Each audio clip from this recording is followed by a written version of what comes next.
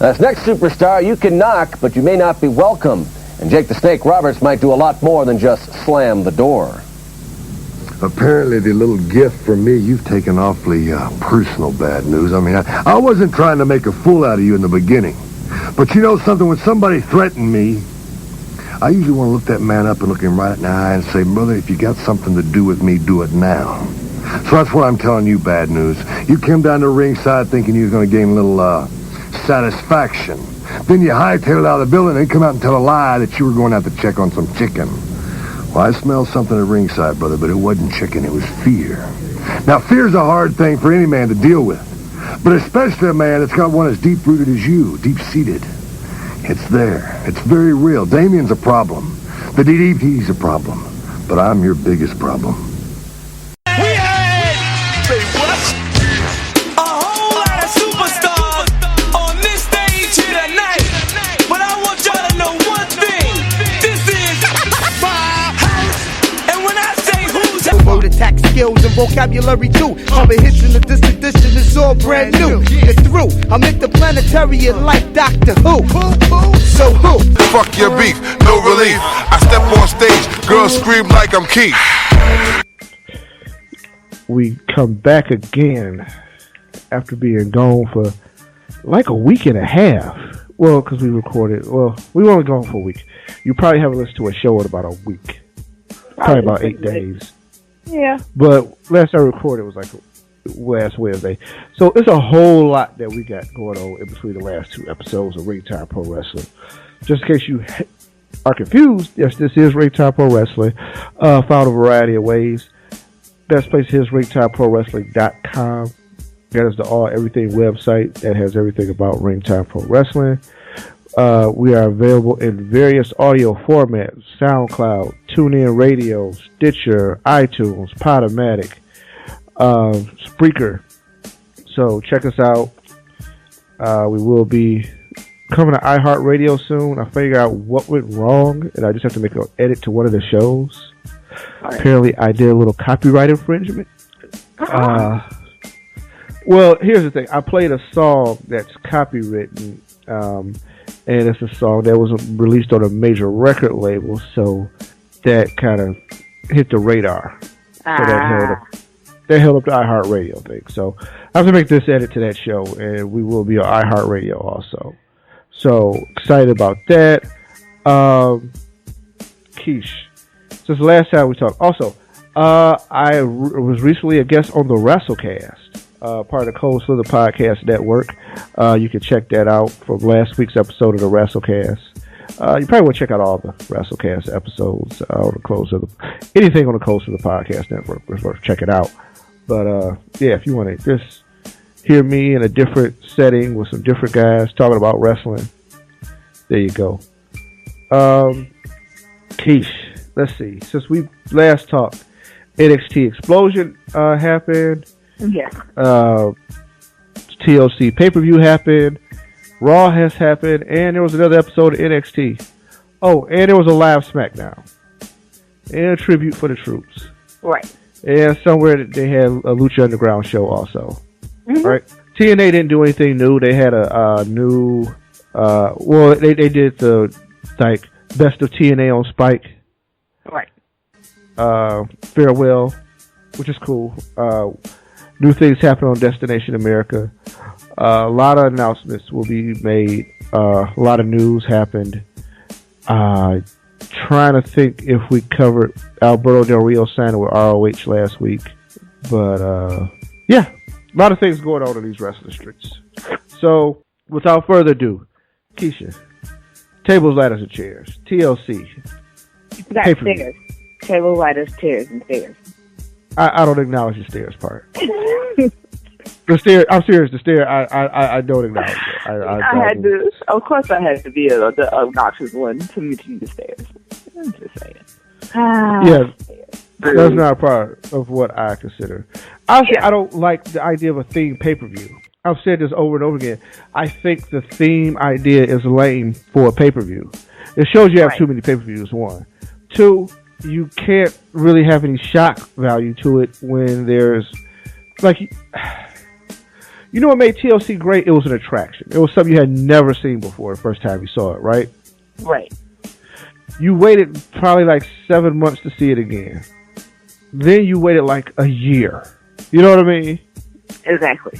Then you waited like 2 years. Then all of a sudden, you start seeing them 2 times a year. Also, if I have a pay-per-view where I have a ladder match, I have a chairs match, I have a tables match, I have all the elements of the final match, right? Right. What do I build up to? Nothing. Because here's the thing. I'm going to tell you right now, match of the night was the first match of the actual pay-per-view. Not the pre-show thing. Not it could have been over after that. So, we kick it off. Dolph takes on Luke Harper, right? Right. IC title line. It's a ladder match. Talk about 2 dudes who left it all out on the table. Incredible match. I thought they both put together an incredible effort. Very physical. Very believable. The contrast of styles worked out. Dolph's never giving up. Harper doing some crazy things for a big man. Yeah, he really is. Crazy things for a big man. I mean, when you factor in that he's like 6'8", you know what I mean? 6'7", somewhere in that range. I thought he was shorter than that. Why?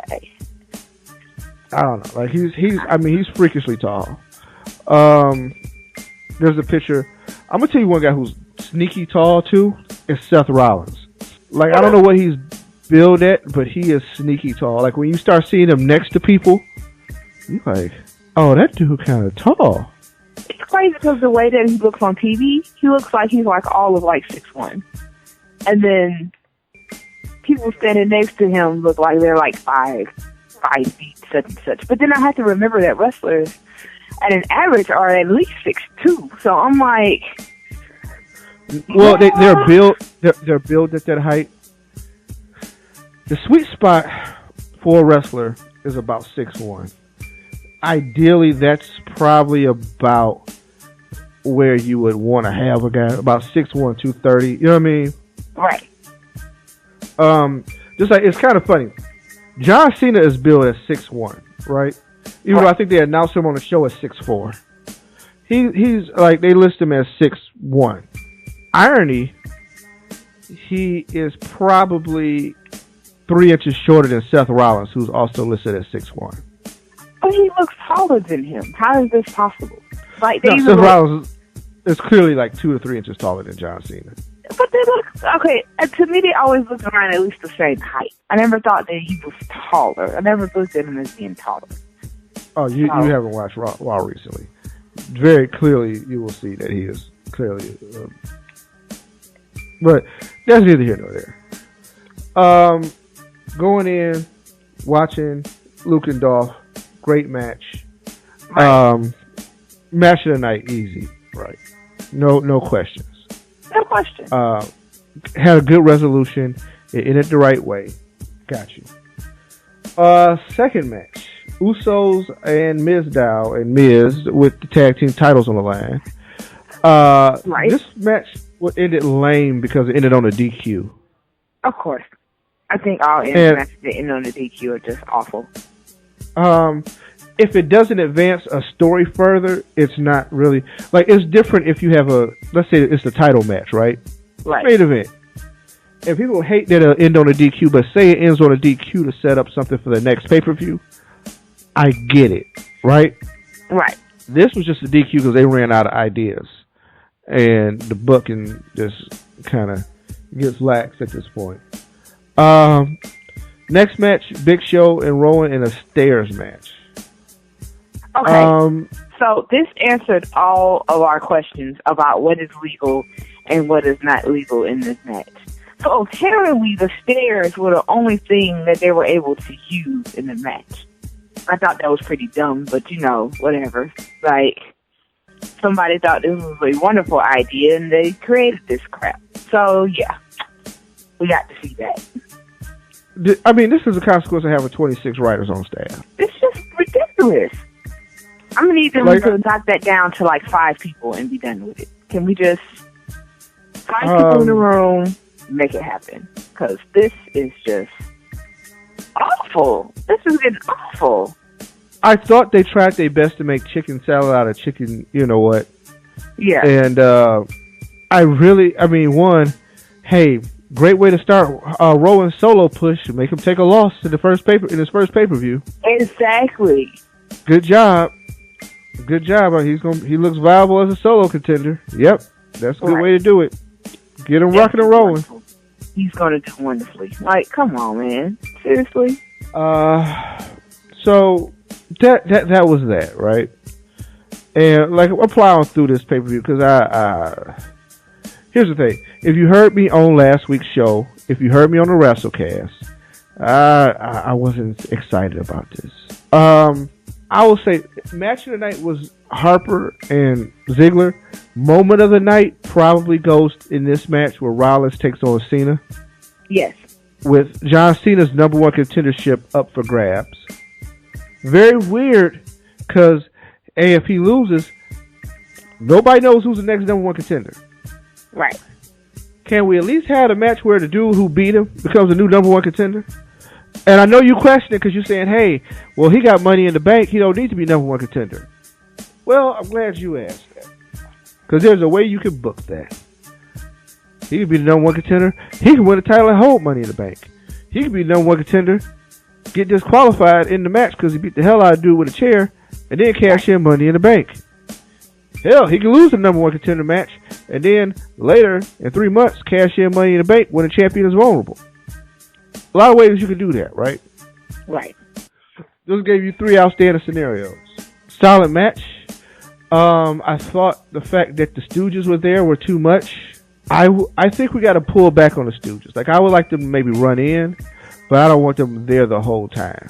Yeah, I don't like the fact that their presence is so predominant all the time. Like, it's like they never leave. Like, they walk off and it's just like... It's not so much about their presence. It's there. Like, it's that they cheat too much. Like, I understand they're cheating enough to get some heat, but they, like... I think they disrupt the flow of the match too much, always trying to do the cutoff. Like, let Rollins kick out on his own a couple of times. You know what I mean? Right. Like, he still needs to be that stronger character if he's going to be at the main event. But, we had the ref spot, the ref bump. We had the double going through the table. We had the appearance of Big Show for no random reason. But I guess using Big Show was the catalyst to bringing back Roman Reigns. All right. Kind of funny. I really thought this was a Randy Orton spot. Like, and probably a lot of other people did too. Like, I really thought that this was Randy Orton making his comeback. Like, okay, they're going to use this moment where Randy comes back and gets some revenge. He going to RKO the two jabronis and get Rollins, and then bam, Cena will win, right? Would have made sense. It definitely would have made sense if that had to happen, but unfortunately, it didn't. And tells me they're going to save Randy for the Rumble, right? Right. But kind of got to figure out a way how we're going to work this, but it was nice to see Roman Reigns. I would like them to work on his music and gear, because when he left, Keisha, I think I said, you need to freshen him up. Yeah, exactly. And it's just too much. Like, every time you see him, I think Shield. Like, that's all I could say. Like, I'm sitting here looking at this cover for the destruction of the Shield DVD, and that's funny. He has on the same outfit. Like, I'm just like, can we change that? Can we do something with his look and his music and everything else about him? I mean, Jesus, I thought his time away was going to at least give him the chance to revamp himself. Right. So, for those who don't know, Cena wins. Cena keeps his number one contendership, and will face Brock Lesnar at Royal Rumble. Which is so I'm assuming Cena's not going to be in the Rumble. Yeah. But, yeah. So, that happened. And, Nikki Bella retains her Divas title against AJ. Thanks to him. Yeah, thanks to him. But actually was surprisingly a decent match.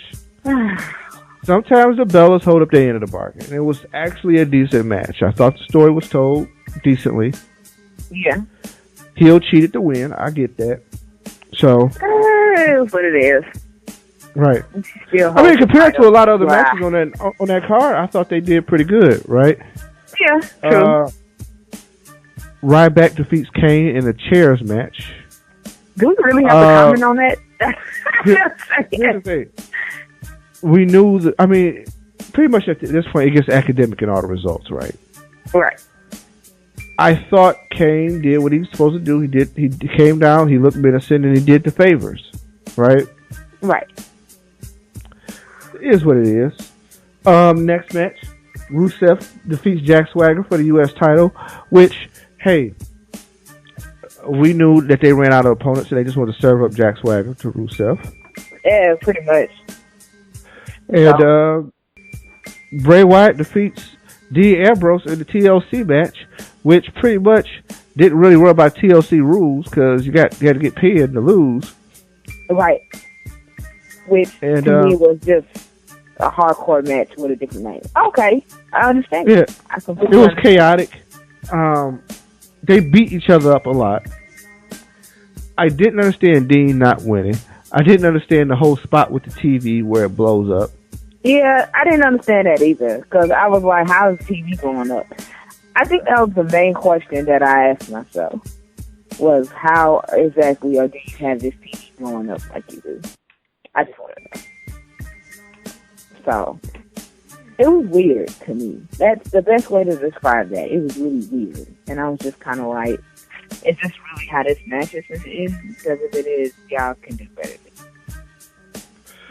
I think they could do better, but I think they just didn't really lend themselves to the creative.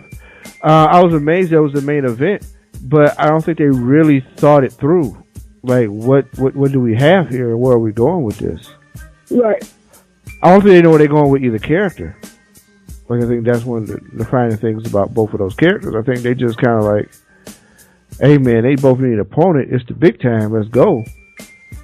But, you know what I mean? Because listening to McMahon talk, he only believes in 4 new guys. Bray, Dean, Rollins, and Roman. Those are the only new guys he buying right now. Right. And he wants to position those guys, but sometimes it don't always work. I don't think they built enough of a story. And, things happen, right? I mean, that's pretty much what happens.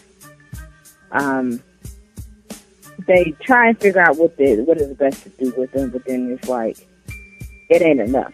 To me, it's just, it sells it short, and then they move them on to the next thing. And I don't know if that's the best thing for a person that's up and coming and trying to make a name for himself. I don't. Like, I think that it's not a good thing for him because it's like, what do you do with him next? Because if you end up going in the wrong direction or doing the wrong things with him, you can end up accidentally, and that's in quotes, burying him in a way that he could never recover from it. And you don't want to do that in the beginning of someone's solo career or just in general. So, yeah, I agree. They have to be really careful on how they proceed with whatever they do from here on out. Like, that's just pretty much, to me, how that needs to go. Right. No, I agree. Well, Keish, that is it for the pay-per-view. Overall grade, I'm going to go C-. Yeah, pretty much. Real close to that D+. Real close to the D+. I was kind of giving them an F, but I thought that was a little harsh. So, yeah. I was giving them a D. It's a solid 70, right? Yeah, I was more thinking like 65-ish. Okay. Maybe 60. Oh, okay. That's fair. You know what I mean? Yeah. I don't know. I guess I just wasn't intrigued. I was just kind of like, is this really what's going on right now? Y'all can do better than this. But, so with that, we are going to take a break. We'll come back with birthdays news, our favorite pay-per-view from this week, which was the NXT show, and some happenings with Raw, and we're going to close it out.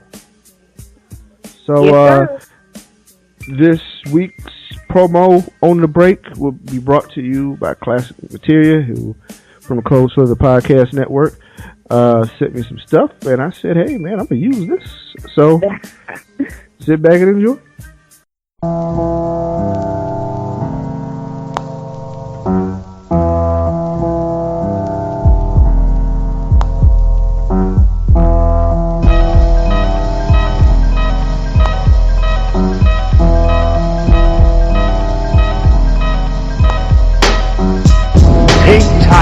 What the hell is that all about, Brett? Ballet class. Sunglasses and sparklers. What a load of crap.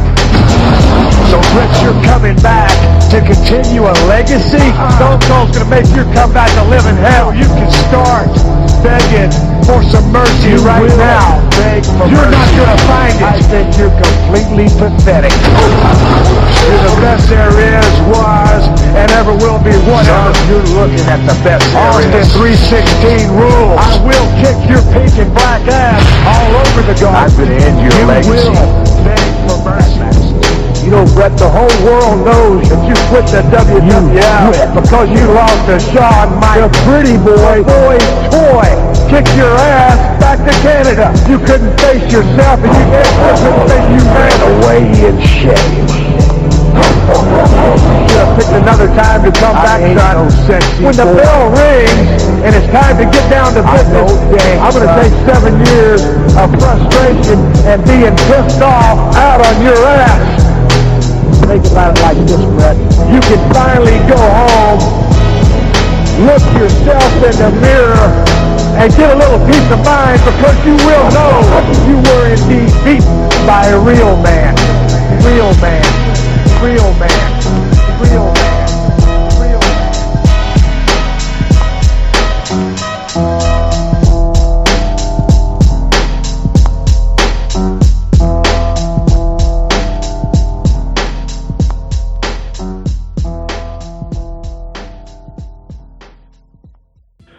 All right, birthdays, the wonderful birthday segment. Always a winner. Keith, do you realize 2 days ago, on Thursday, Stone Cold Steve Austin turned 50? Wait, what? Austin turned 50 on Thursday. Is he really that old? Yeah. I swear to you, I think it's funny. The people I think are older are younger, and the people I think are younger are older. Like, I don't know how to make that connection. See, you don't remember the early 90s of Stunning Steve Austin in WCW. Hey, I've seen it. I have seen it. And so it kind of takes a little bit of time.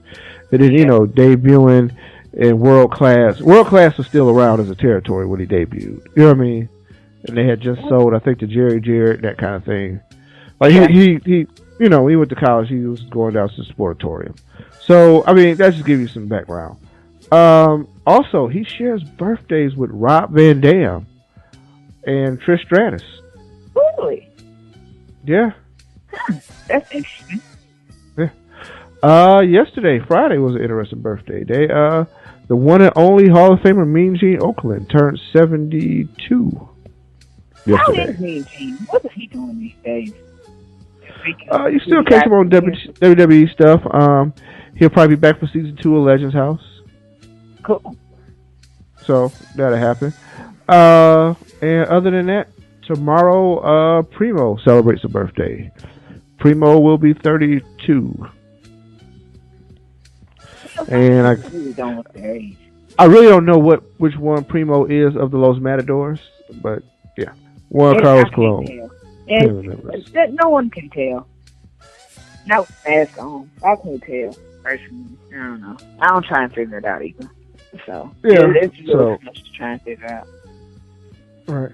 So news, Keish. You sent me, because for everybody who don't know, Keisha did the notes this week. She produced this show. So Yay!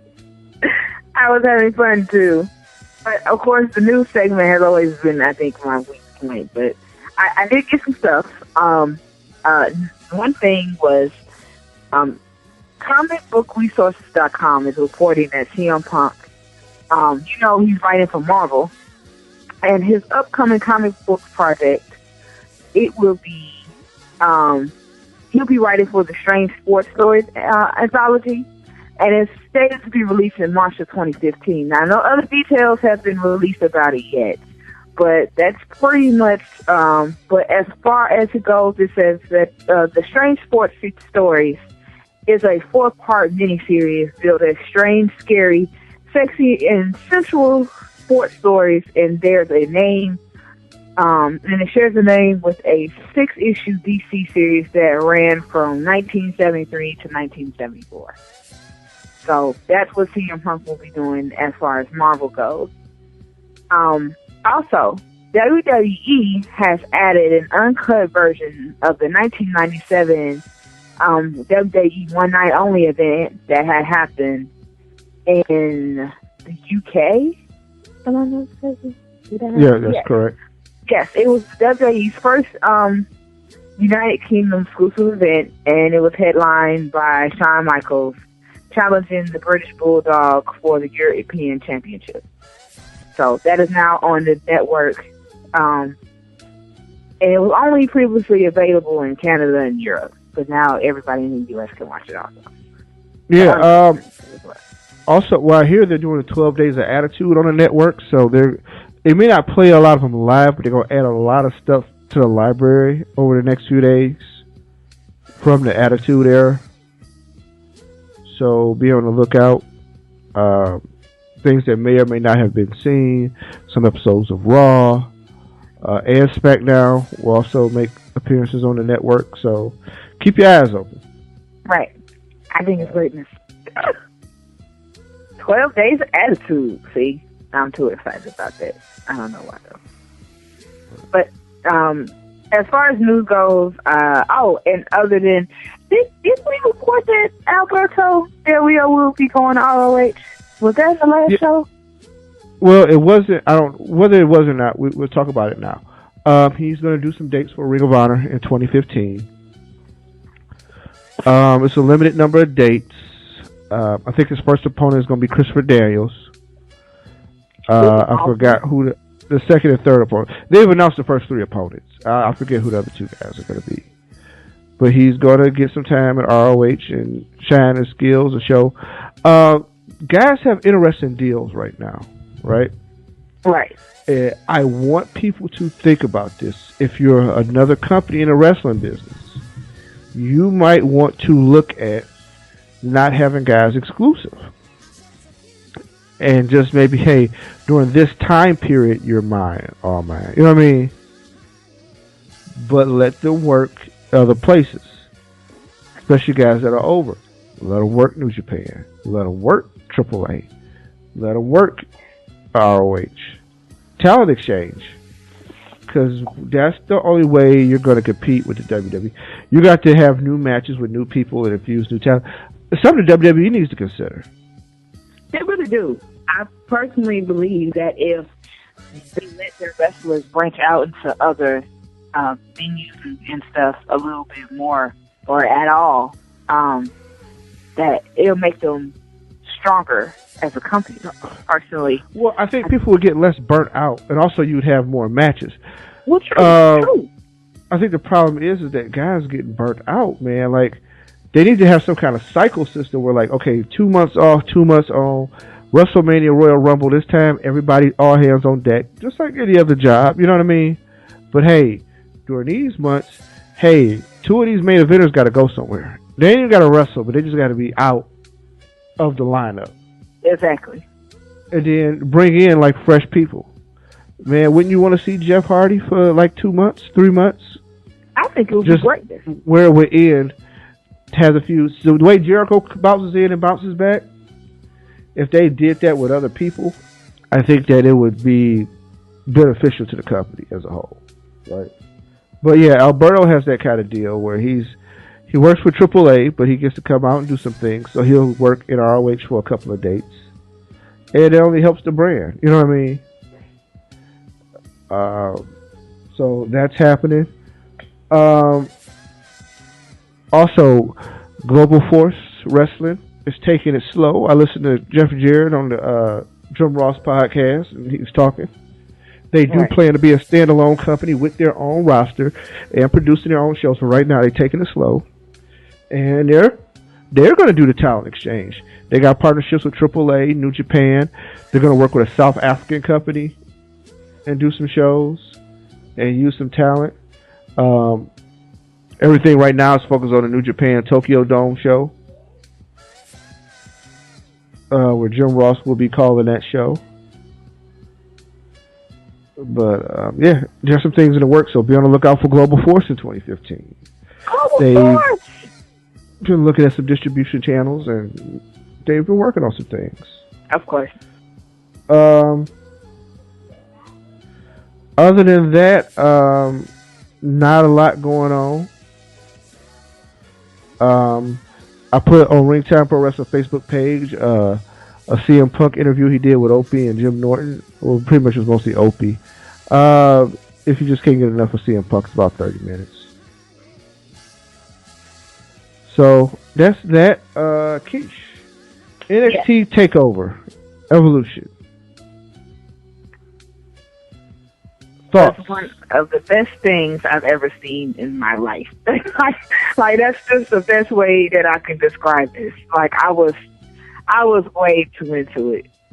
It was one of the best things I've ever seen in my life.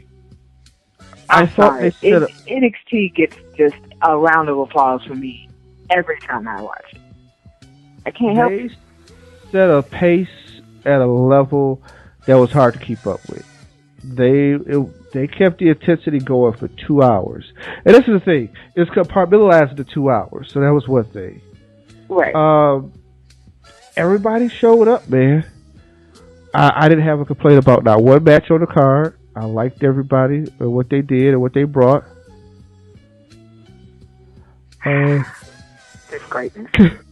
Kevin Owens may have had one of the most impactful debuts in wrestling in the last 5 years, at least. Right. Man, that match was crazy. A lot of intensity.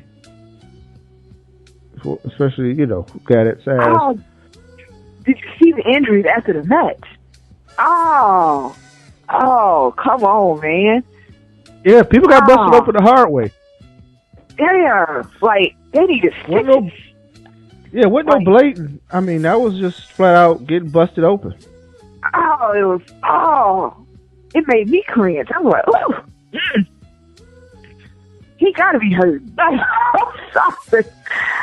sorry. Like, there was nothing about that made me be like, I don't know what they're exciting. Like, I was feeling bad. I was like, oh my God, is he gonna be all right? Like, I couldn't help it. It was just awful. Yeah, I mean, a lot of pain, a lot of intensity going on there. Which I think is just awesome, though. I have to say, I thought it was greatness. So, right. I applaud anybody that puts their body on the line like that. So, yeah. Kudos. And then we had a tag team championship match. Yeah, the Luchas, they look pretty good. One of the favorite matches I had from that, definitely Kevin Owens' debut. My favorite tag match tonight gotta be Devitt and Kenta. Well, I'm sorry, Baylor and Hideo Itami. When they defeat the Ascension. Baylor brought back the face paint, the body paint. Keith, that was one of the best ring entrances I've ever seen in my life. Like, it was creepy, but it was greatness. I watched it, and it went on for a minute. Like, it was greatness. I kept watching. You couldn't turn away from something that awesome. Right. I thought, what for future reference, Baylor will bring back the body paint, but only at big events. So big events, pay-per-views, things of that nature, he will bring the body paint but for regular matches, he won't do the body paint. But you know what? I think that's awesome. Personally, I feel like that's something you should say for special events. And that's it. Like this shouldn't be an every night thing. So I applaud that. I'm with that. The main event. Well, let me go. Sasha Banks and Charlotte. Very good match. I like Charlotte Sasha still Banks. holding it down. Yeah, I kind of. She's growing on me. Yeah, it's funny because when I first seen her character, I was like, "Who is this chick?" Like, does she really have one chain that says boss? But it fits. It's crazy because it all kind of. I think they made her in a way that it just all fits together. So I definitely like Sasha Banks. I think she's incredibly great too. Right? Yeah, she was. In the beginning, I didn't like the character at all, but like now, it's growing on me. The in-ring stuff is great. Yeah, she's awesome. That's awesome. I mean, the I like NXT roster is still semi better than the main roster when it comes to women in the ring. I like the This Is Wrestling chance too. That was greatness. I thought that was just greatness. That made the match the match. Like that warmed my heart. I couldn't help it. Yeah, I get it. Sami Zayn versus Neville for the title. Now, there was a stipulation to this match. Yeah, Zayn would have to go. That's crazy, but I understand it. Probably their best match to date, and I mean that's saying a lot. Those two give it all, but Sami Zayn won, so he doesn't have to go anywhere. He is the NXT champion. Not without a cost, apparently. Kevin Owens, who came out, we thought to congratulate him, kind of put him down. Yeah, pretty much. Here's the thing, though. Pretty much. They reignited an old feud. For you who watch ROH, you better remember a guy named El Generico. Oh, ole, ole, ole, ole, ole, ole. Right. And he had a serious beef with a guy named Kevin Steen. Well, out there in front of everybody, hey, let's open the contract. Exactly. Really? It's just a whole nostalgia thing. Hey! Right. Yeah, we're going to do this again. But this time we're going to do it in a WWE ring. Oh, I love it. Right. So I think it's, I think we haven't seen that since Bryan and Punk, but, let's honor some of that. People in their ROH legacy. And let's see what happens with that. I think it's going to be, both of them have evolved as performers and are very different. And I will see how that contrast style works out. I think it'll match together. I really do think it'll be great. It will be great. That's my personal opinion, but some people might disagree. Yeah, you do what you do, but I think that it will be great. Right. So. So Keisha, did you get a chance to watch Raw? I did watch Raw.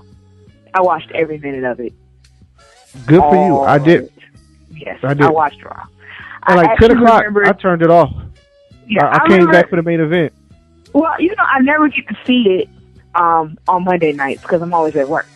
But I actually DVR'd it. I remembered to DVR it, and so that I can see all 3 hours. I have to honestly say I fast-forwarded through some stuff because I was like, okay, I don't want to see this. This is going to be boring, blah, blah, blah. They're just doing stupid stuff. And I didn't watch certain segments, but at the same time, I watched all 3 hours, and it was an interesting show, I must say. It was kind of interesting. Here's the thing. I think 3 hours is just too long of an investment to ask fans to invest in. Yeah, I don't know what's the answer to that, right? 3 hours is just, whew. Like, I think that's one of the things, like, when people complain about NXT and Raw, NXT is overexposed. It's 1 hour. You get in, you get out, you do what you got to do. And it's over. I swear Yeah, to you, if they ever make it 2 hours, I'm going to be pissed. Like, 30 minutes of talk is just like, oh. Right. Oh. And they're not talking about anything, Keith. Like, they're talking about the same things over and over again. We heard about it last week. We heard about it the week before.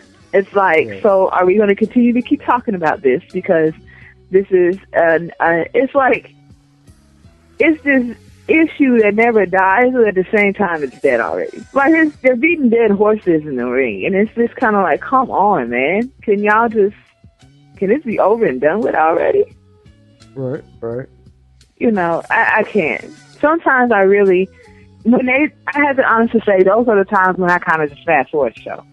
Once they start doing promos, it's like, okay, you're not going to say anything different. So why am I going to sit here and watch this? I think I watch something else. Let's fast forward to the next thing and see what's going on with that. Because some stuff you just be like, okay, I'm done with this. But it is what it is. No, I agree. Jericho returned as GM, served as in charge for the night. It was good to see Jericho. It was. We kind of knew he was getting served with the Brock when he had a match against Paul Heyman. Right. Brock is back. What does that mean for everybody? I mean, besides Brock is back. Exactly. Cena and Rollins in a steel cage. He came in, he stomped his way through, and then that was it. That was it. Like, it was just kind of like, he came in, he destroyed stuff, and it was over. So, I had to really wonder, like, was this worth it? I mean, I thought it was good, but at the same time, it was just kind of like, okay, is there anything else? Like that's just how I felt. I'm sorry. Like, I haven't seen Brock in so long. Like, now it's just kind of like, so what is he going to do right now? Right. Will he be here next week? Like, will we see him for the next few weeks leading up to Royal Rumble, or is he just showing up tonight? Like, I think that's where I'm at. And then I'm sorry, and I'm going to be really, really biased about this, but stop calling him a defending champion if he hasn't defended the title in 3 months. Right. Like, I don't want to hear that. I'm sorry. That's insulting my wrestling intelligence. Like, I don't want to hear he's the defending champion. He hasn't defended that title in 3 months. He hasn't stepped in a ring. And I'm like, so how exactly is he defending the championship? Somebody please let me know, because I have to, somebody has to make sense of this for me. I don't know. I digress, because I'm telling you. It was just ridiculous. Heyman getting it. You know, Heyman can just, he can sell anything, but that one word alone just, it got me. I was like, no. You won't tell these lies in my face. I'm not dealing with it. So, yeah. But other than that, Raw was okay. I mean, it had its moments. It was just kind of like, eh. Like the whole Jericho Fandango thing. I was like, really? What is this? So, and then him, Adam Rose getting beat up by Kane. Right. Can somebody explain that to me too? I don't know. He actually made Kane lovable. Yeah. People can't stand that buddy. No, they really can't. They think the bunny sucks. I think the bunny sucks. Might be a little too happy. This, that, and the third. I don't know. Ain't no telling. But, Keish, other than that, I guess we're getting Rusev versus Ryback. Do I really want to see that? I don't know. It's interesting to see who gets the push now. Because they extracted Rocket to Ryback, bringing it back up the ladder. But Rusev has always been a new toy, and maybe the new toy that got old, so they got to make a decision. They better make a good one. Because if they don't, this could fail for both wrestlers. And it could be awful. So we definitely have to see how they're going to play that out. Right. I mean, ain't no telling. Ain't no telling. But it's an exciting thing, you know. I must say. It definitely will be something exciting to see. Right. But I don't know. It's interesting because I hate to say this, but every time Rusev's name comes up, the first thing I think in my mind is, who are they going to bury up under him next? Because that's pretty much all they've been doing with Rusev, is they just been having people bury him and bury him and bury him. So, yeah. Right. Other than that, Keisha, I don't think I got much else. No, I don't. I mean, I don't think anything else on what I was very interesting to see. So, yeah.